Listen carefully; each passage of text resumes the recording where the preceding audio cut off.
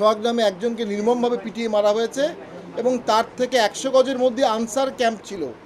Answer ক্যাম্পে answer ছিল, তাদের হাতে অস্ত্রও ছিল, কিন্তু কেউ তাকে বাঁচাতে এগিয়ে যায়নি। অর্থাৎ বর্তমান সরকার পুলিশ প্রশাসনের উপর নিয়ন্ত্রণ রাখতে পারছে না, পুলিশ প্রশাসন দিয়ে দেশের মানুষের নিরাপত্তা নিশ্চিত হচ্ছে না।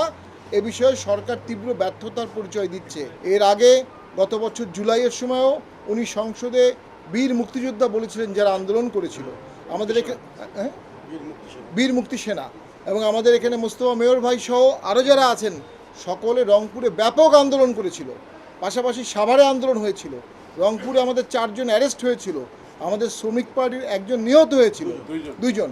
সেই আন্দোলনে সক্রিয় অংশগ্রহণ করার পরও আমরা দেখলাম সংস্কার প্রক্রিয়ায় জাতীয় পার্টিকে ডাকা হলো না। আমরা যখন আন্দোলন করেছিলাম, চেয়ারম্যান স্যার সংসদে অনেক বক্তব্য দিয়েছিলেন, ওনার নির্দেশে বিভিন্ন জায়গায় আন্দোলন হয়েছিল।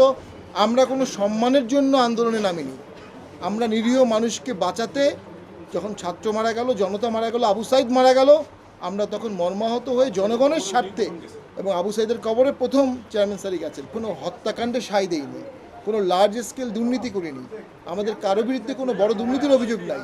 তো সেই ক্ষেত্রে, এবং কোনো চাঁদাবাজি আমরা করিনি, বর্তমানে চাঁদাবাজি নিয়ে সবাই উদ্বিগ্ন। সেক্ষেত্রে আমরা মনে করি যে জনগণ আমাদের সন্ত্রাস করিনি, আমরা জমি দখলের কোনো অভিযোগ আমাদের নেতাকর্মীর বিরুদ্ধে নাই। সেক্ষেত্রে আমরা মনে করি আমাদের জনগণ সুযোগ দিবে। জনগণের মনের ভাষায় আমরা দল সাজাচ্ছি, জনগণের মনের ভাষায় আমরা ম্যানিফেস্টো করব, জনগণের মনের ভাষায় আমরা নতুন ধারার রাজনীতির সূচনা করব এবং সেটা জনগণের কাছে নিয়ে যাব, এবং জনগণ আমাদেরকে সুযোগ দিবে। কারণ আমরা রাষ্ট্র পরিচালনার অভিজ্ঞতা সম্পন্ন একটি দল, এবং আমাদের সময় মানুষ নিরাপদে ছিল। আমরা মনে করি জাতীয় পার্টি মানুষকে নিরাপত্তা দিতে পারবে, জিএম কাদেরই মানুষকে নিরাপত্তা দিতে পারবে, জাতীয় পার্টি সুশাসন দিতে পারবে, জিএম কাদের সুশাসন দিতে পারবে।